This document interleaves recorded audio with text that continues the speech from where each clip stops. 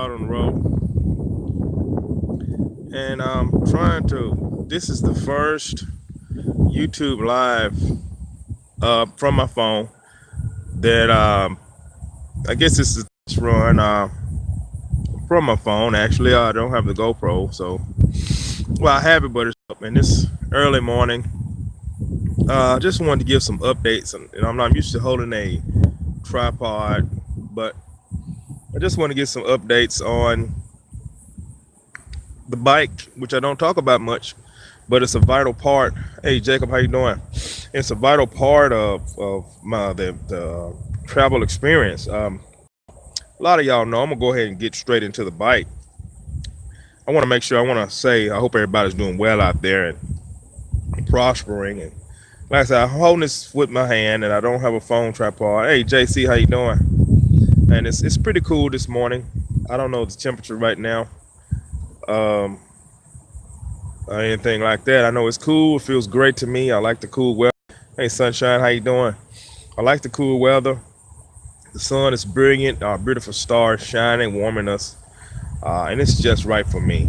I like the temperatures. I like. Let me be completely honest. Uh, 30s all the way up to 70s. That's my ideal temp. I love that. So that's just what I like. Call me crazy. I don't know. My blood, I guess. But I'm gonna get into the bike. That's what I want to talk about. A lot of y'all know my bike is a hyper bike. Wally World. That's where I got this bike. I don't really see them at Wally World anymore. But I'm sure I did recently at a Wally World. I can't remember which one it was. I saw one. I guess they're kind of maybe phasing this particular model out. It's a few years old. The seat's been outside and it's starting to show some wear. And I gotta do better. I keep a little Vaseline on it. That seems to protect it quite well. I always thought about keeping the seat inside, and it became a drag, so I just leave it on here now. I'm thinking about getting a plastic seat. I'm sure that'll feel real great. But anyway, this is still going strong, so we'll see how long it lasts. Um, I do recommend this bike. It's, just over a Benjamin Franklin. Not too much over Benjamin Franklin when I purchased it. And what attracted me to this bike was the all aluminum frame. The frame is solid aluminum, and I wanted a bike that was solid aluminum or carbon fiber, or carbon. Yeah, I think that's carbon. Whatever that plastic, tough plastic material is, I think it's carbon. Um, but those were just a little out of they were out of my price range, so couldn't find a used one. So I got this one. And aluminum just holds up well in the elements. And that's why I was so attracted, and it has absolutely held up well. Um, of course, I got it locked with this chain. I want to change that because sometimes I think this chain is going to damage the structure, but it's held up pretty well. But I'm still going to change that chain and maybe put a thick rubberized bike lock on it with a alarm. No, not saying nobody's gonna mess with it. No one has ever tried to get it, to my knowledge, but uh, we'll do that. But the upgrades I plan on, these are the upgrades I need. I can't keep my face in this. I'm having trouble. Like I'm used to holding a tripod, and now that I'm trying to figure out a way maybe I can stream it from my GoPro to the phone. I don't know if that's possible, but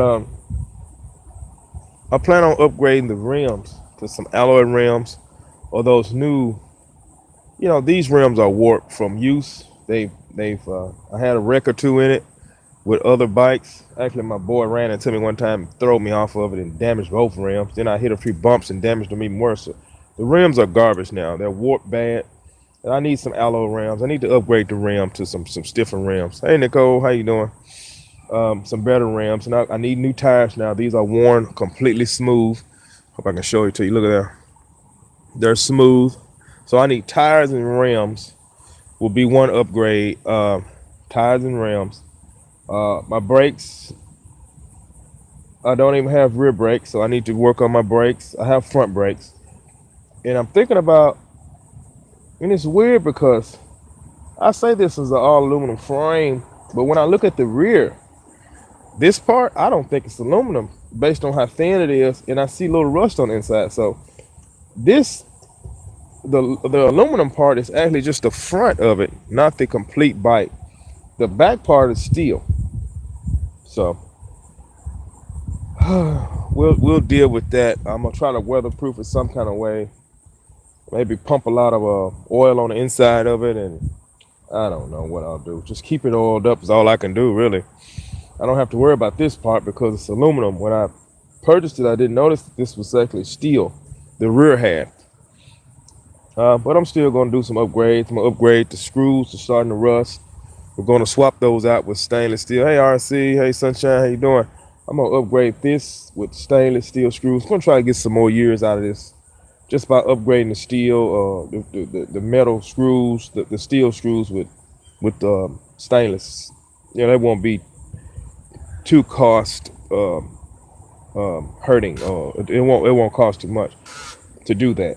Change, a matter of fact, this is just some pocket change. We'll upgrade probably almost every screw on here. It's not a lot of screws, but and I'm gonna go ahead and maybe the paint's held up well. I thought about repainting it.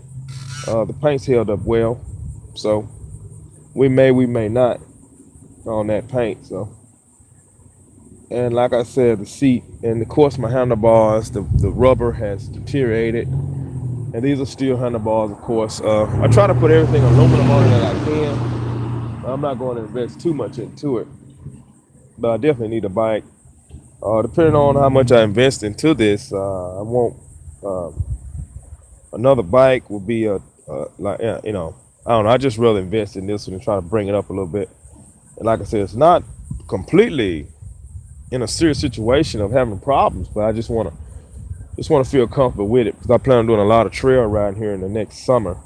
Even just whenever I get ready, and even right now, actually, truth be told, but I need those tires first. If I had those tires, I would go ahead and just slowly upgrade my screws as time went by. And like I said, it's difficult holding this phone. I'm not used to it. But another thing I did, you know, if you see the generator box behind this, you see the generator box? Let me see, can I show it? Maybe I should go from another angle. This generator box right here. I recoated the top of it with the spar urethane, and I plan on I wonder, can I flip this camera around? Hold on, let me see, can I flip this camera around? Me being in the footage is not that important right now. Let me try to flip the camera around. Okay, see if this is working. Okay, yeah, camera's flipped around. Now you can see the I should have did this to begin with. The box. In this box I just have, you know, nothing really, backpacker, so it's really for the generator. But I raised it up. It was sagging a little bit, and I raised it up. I had to go under here, and I had to, you know, my hitch system that I have configured here. I'm gonna get out here and show you. So can I show you? So that's how this generator box is on. You know, it's a bumper hitch, not really designed for this, but it works fine. You have to kind of modify your own screws, and I use kind of some steel plates to get that thing work. It's kind of dark under here. I don't know if you can see it. There's the light. But that's how the generator box is configured on here.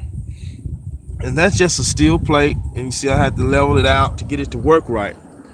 And the box is just yellow wood plywood. I think the sides are 3/4, and the top is a 1/2 inch. Yeah. I didn't want the weight to be too much of an issue. I wanted to keep the box pretty light because it just needs to hold the generator. And when I constructed this box, like I said, this top looks different. Yesterday I hit it with some spar urethane. That's why it's no gloss on the top, because I went over it with some spray paint. This is how let me tell you how I constructed the box to weatherproof it. This is what I did. After I built the box, first of all, I used treated lumber. I screwed it and used F26 on each joint. So it's screwed, and liquid nails actually on each joint, also screwed with I think 2-inch or 3-inch galvanized screws, not stainless, went with galvanized. Outdoor fencing screws, wood screws, pre-drilled the holes, of course, 'cause I didn't want the plywood splitting. Just took my time and I built it like that. Of course, with that wood being treated from the get-go, it already has some weatherproofing properties. I also went ahead and stained the wood with a Minwax stain. It was an ebony stain, I believe, because I wanted it dark. Of course, that's not going to make it black. So after that, I let that dry and soak in to keep the water out, inside and out. Inside and out, this was stained. So after that, I bought that spar urethane, which is also produced by Minwax. Went over it with the spar urethane, inside and out, bottom, everything. And after that, I put maybe 2 coats on it. And I went ahead and spray painted it as well with some black spray paint to get that dark black color I wanted. Then went over again with the spar urethane a few weeks later. So what happened was, it's been out of summer. It's been out one summer now. The weather has not affected the box in the least since. I did have some cracking of the spar urethane on the top. As you can see, these, can I point to this? These areas there where the spar urethane kind of flaked off. And I think that because I didn't, in between coats, I didn't rough the surface up with sandpaper. So it didn't really adhere well. Plus, it must have been some intense heat. That top's going to take a lot of abuse from the heat. So it's going to need a little extra than the sides and the bottom. So, you know, because that top is, the top in this outside panel is going to get most of your sunlight. So, you know, like I said, I'm going to put a few extra coats on the top and of course all around it, because I want this thing to last. I just want it to last. I don't want to deal with building another box here in the next few years. It's not part of the plan. But another thing I'm going to go into is the generator box was designed for a Honda 2000. A Honda 2000 is what the generator box was designed for. The dimensions and all that kind of stuff. I had a Honda 2000 that a friend had that I measured, and it's supposed to fit it all the way in it, top close and everything. But end up not getting a Honda 2000. End up getting a Ryobi 22 inverter. And of course, the dimensions are not the same. The journey works great. I'm happy with the performance, but due to the fact that the generator has, okay, now I have to turn the camera again, I'm sorry. Due to the fact that the generator, let me see, can I switch it around? There we go. Due to the fact that the generator has,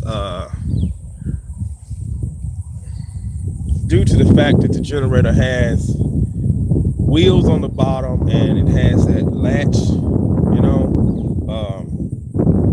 that handle, and it has the tops designed with 3 handles instead of just 1. It's taller. It's about 3 inches taller. So my top won't close all the way. So the box is built. I put a lot of time and effort into making a good box. I'm just going to leave the box alone. And like I said, the box kind of has to stay open about 2 or 3 inches. I wanted that might be okay, you know, for some airflow, you know, get some airflow in there. During this time of year, I don't think it really matters that much, but you know, it might work out to get some airflow. And of course, I got to cut a hole in the side of this box for the exhaust to vent out properly. And we'll just leave it cracked open a little bit, and we'll just figure a way to lock it to kind of secure it a bit with the top crack like this. So I don't think it's a big deal. It happens, you know. I could have tried to build a new top with maybe a lip around it that raises, but I just don't putting that time or energy to it at this time. Maybe in the future I'll do something like that, but for now I'm just going to take my latches and maybe, I don't know, we'll figure something out. Add an additional hole to secure it, you know, plan on putting one of those bike alarms on it anyway. Like I said, it won't be in here all the time. It's portable, so I'll be moving around. Who knows? It won't stay in here. The only time it'll probably be in here is when I'm using it. It just all depends on what I feel like. You know, it's portable, so it can go anywhere. It can go in the rear storage. It can go inside and go anywhere. But it won't be in here all the time. You know. But you know, and you watch the other videos, you'll know that I like being like, if you passing through a Walmart and you pull over for the night or whatever, even at a campground, you don't want to have everything unloaded and all that kind of stuff. You have to clean up all that stuff and get ready to leave. I like to have a low footprint when I'm there, so I don't have so much work to do. I don't like making things a chore. You know, I do this a lot, so it's kind of perfected to a science. And you know, being able to just fire that generator up and have it self-contained right there where it, you know, where you need it, it's pretty cool.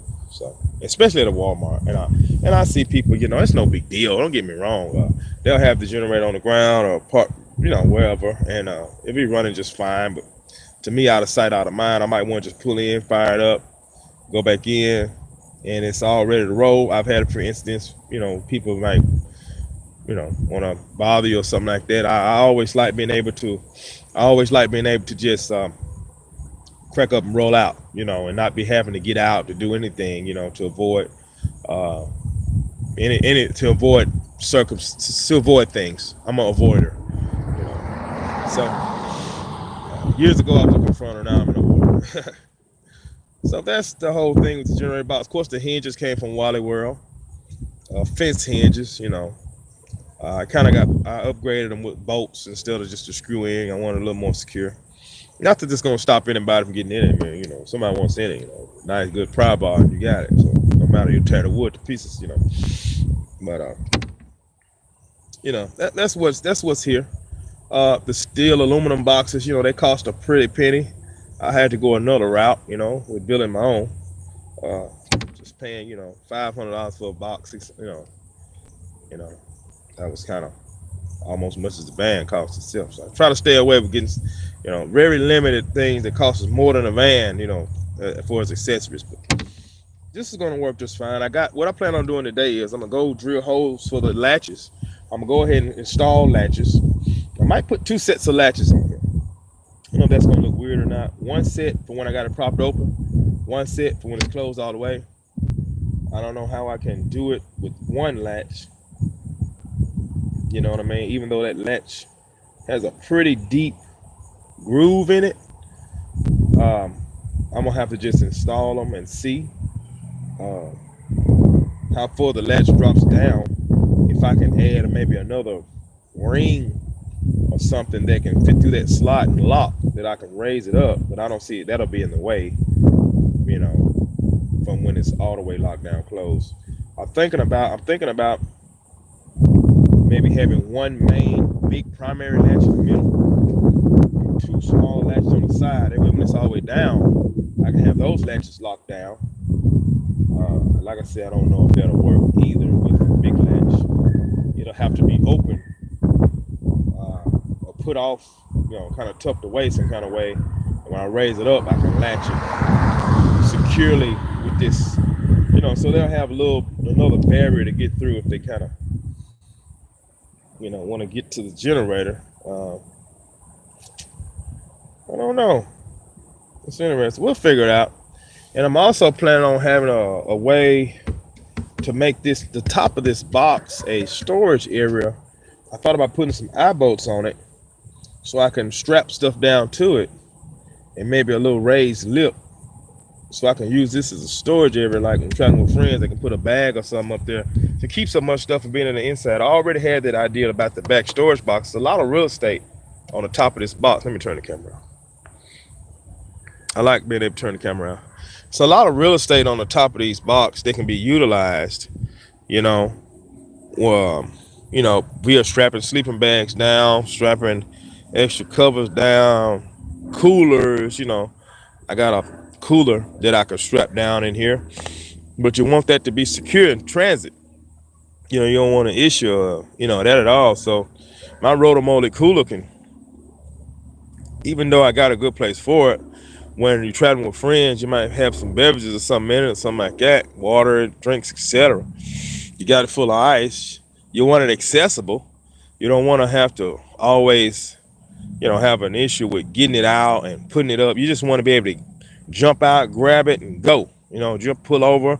We'll pull over, stretch our legs, or what have you, or even at the campground, uh, be able to just reach in there. And I'm not monitoring that cooler, like the Dometic. Y'all got to be a little more careful with that. But with the cooler, I'm not monitoring that cooler. People go in and out of it, grab drinks, sodas, put stuff back in it, whatever. It's no big deal, and it'll be accessible on the top of there.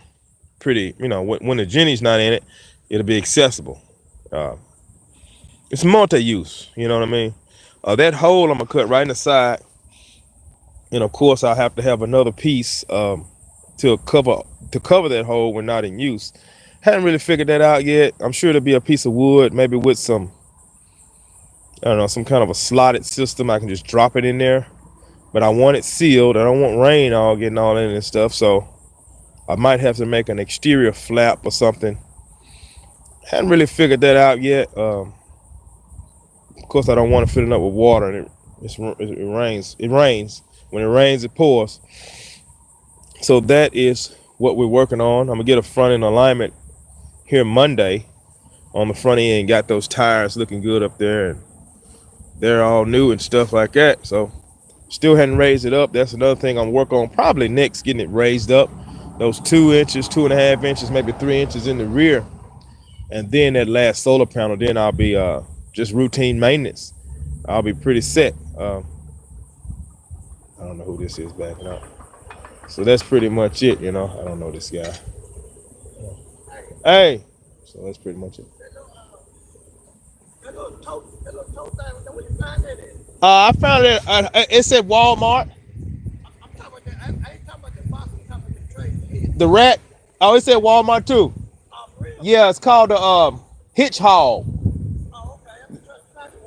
Yeah, you might have to search a few of them because I don't think it's over there in the automotive section. It's called a hitch haul. That's the name of it. Hitch haul ATV rack. It was like, I think it was $60, $60, $70. I'm happy with it. Yeah. Yeah, as a guy inquiring about I get that all the time. People always inquiring about the accessories and inquiring about the attachments and all that kind of stuff that I got hooked up, because it's all bolt on pretty much. I didn't really do a lot of modifications, but it's perfect for me. I would like for the storage box to be a little bigger, and I thought he was talking about it. Most of these things came from Walmart or Home Depot. Not a lot of special order, but to be honest with you, there were absolutely no special order. My whole rear system consists of Walmart, Northern Tooling Equipment, and Home Depot, maybe Lowe's. I think I got the bolts from Lowe's. I'm sure they had them at Home Depot, but I got those bolts from Lowe's, the unthreaded bolts. The other ones from Home Depot were all threaded. I wanted to unthread it because they're a little stronger. And of course, I coated them. And thank you, man. I appreciate it, RC. But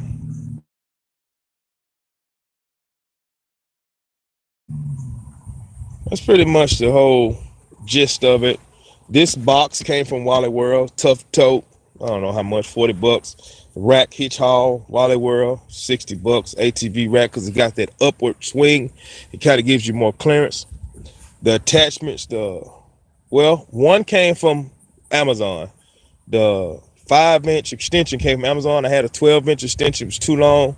I only use that when I'm carrying multiple bikes, and 90% of the time I'm carrying a single bike.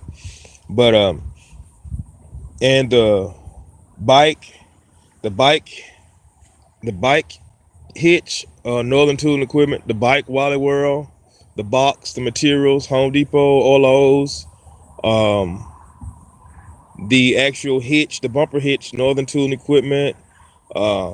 Everything came from those places. Only one thing came from online, from Amazon. That was not that that's a problem, but that was the extension, that little 5-inch extension that brings this in more, because it was out a little far from me. When I get it raised up, those 3 inches, that's gonna give me a huge amount of clearance.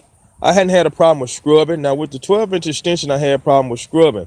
I had a problem with scrubbing. I would have to come in at an angle, and I got so used to coming in at an angle. I still do it. I still do it. Now it's probably something I always do to just make sure that I have clearance. And I have only scrubbed once with the 5-inch extension now, and that was a huge dip at some fast food place. It was weird how it was designed, and I forgot to turn at an angle, and I screw up. Not hard, it's a little slight screw up. So it's worked out. Once I get it raised up, that scrubbing will probably be a figment of distant past, a memory of the past. So, and I also have on this box, I'm always a little paranoid, so I have this little ratchet strap on there that I modified. I cut it short, especially for that box. It's like $3, and it kind of keeps it, up. I don't want it sagging, even though I fixed the sagging issue. It's a little added protection when I add like that weight on. Like I said, I want to be able to put the generator on top of that. If I need to, if it's really hot, like it's like I don't know, for some case I run into like a 90-degree day or some heat, in the future, I want some air for that generator. I want to have it inside. At that point, I'll set it on top, be able to strap it down, lock it with the bike lock alarm, and it'll be able to get some circulation if I'm running that AC, and it exhausts out this way. And of course, you don't want carbon monoxide, so you want to be careful with that. You want that exhaust going out, preferably the wind direction away from the vehicle. Just a little safeguard. And you want your alarm as well, your CO2 alarm in there going to make sure you have no issues. So, and like I said, I will sit it out on the ground at a campground, no problem, if I'm gonna be there for a few days. But just one overnight, it'll be on the back of that box or something like that, And that's pretty much it. I've ran my mouth a while now. I'm going to get to it. Like I said, what I want to do today is cut a hole in that box. Get it, to some degree sealed and work on that idea.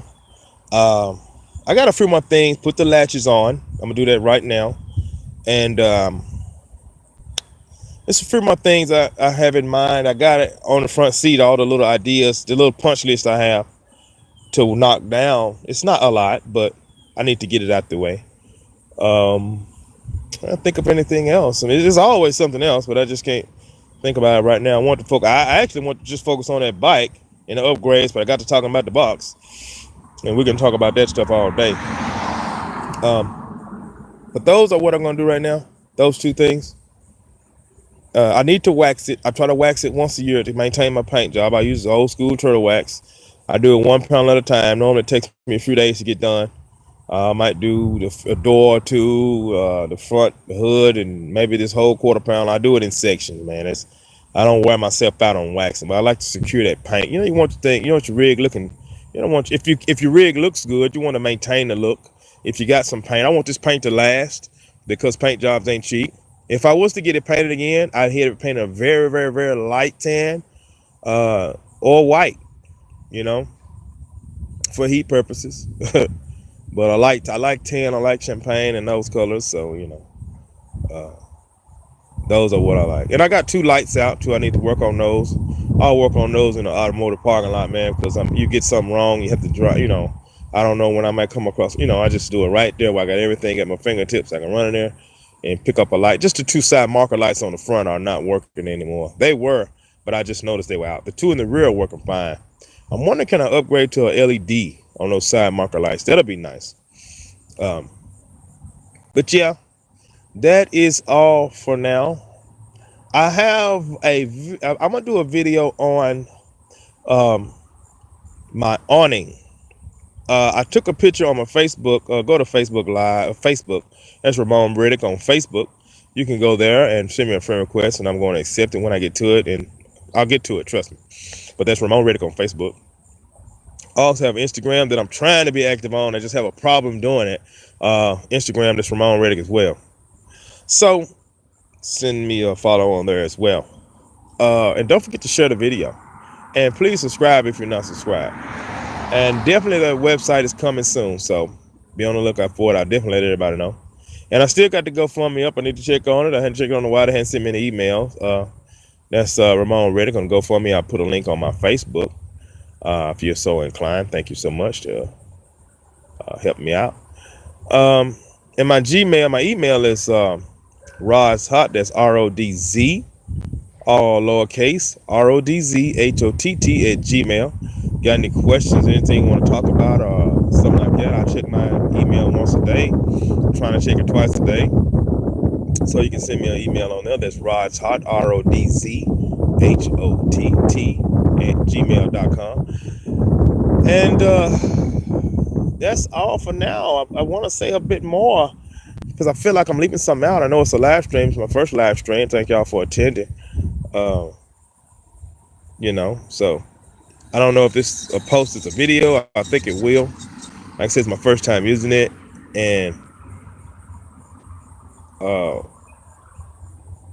okay, RCC and my friend, take it easy out there.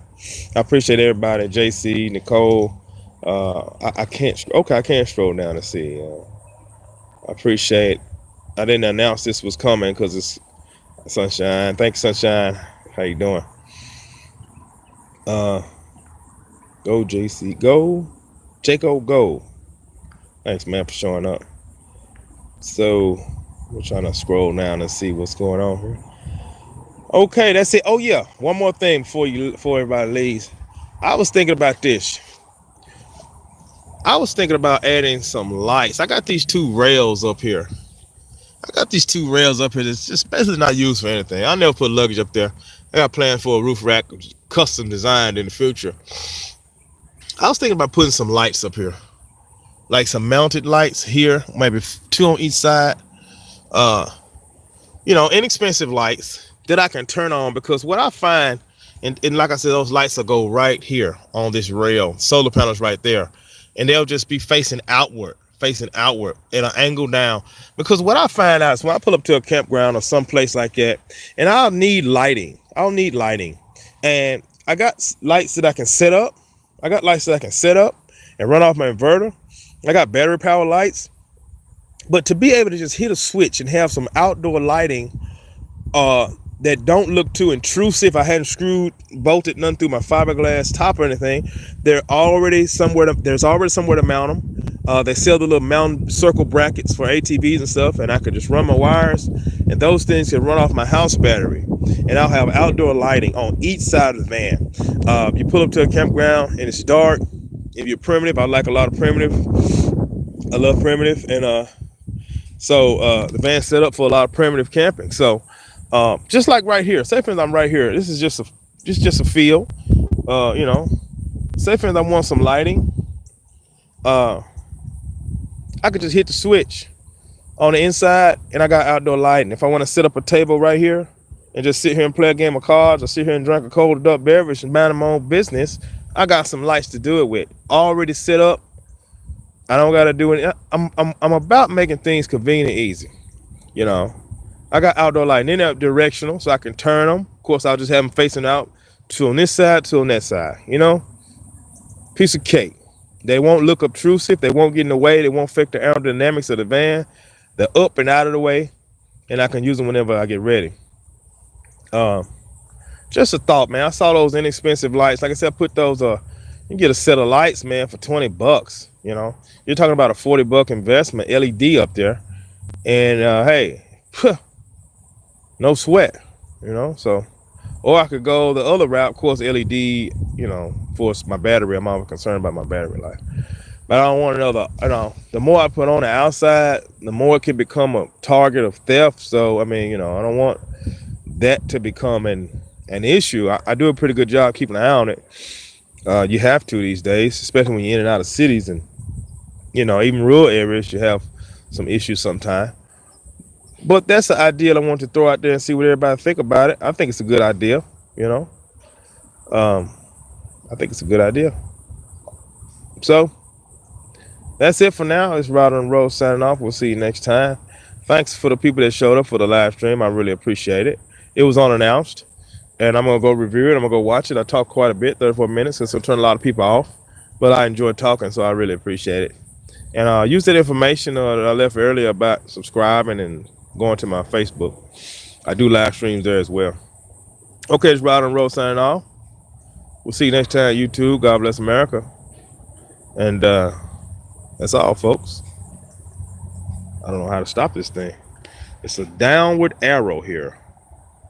Should I hit this downward arrow? What would it do? Okay, that downward arrow just shows me. I don't know how to get off. Let me turn the camera this way. I'm sorry, I don't know how to do this. I'm still learning. I didn't watch a tutorial about how to operate the live on Facebook. I see an X. I also see some icons. It says share. Okay. Bye. Love before string. Bye. I'll see you later. Enable flash mute. Okay, share. I guess, do I hit share or do I X off? I'm gonna hit share. Oh, nothing happened.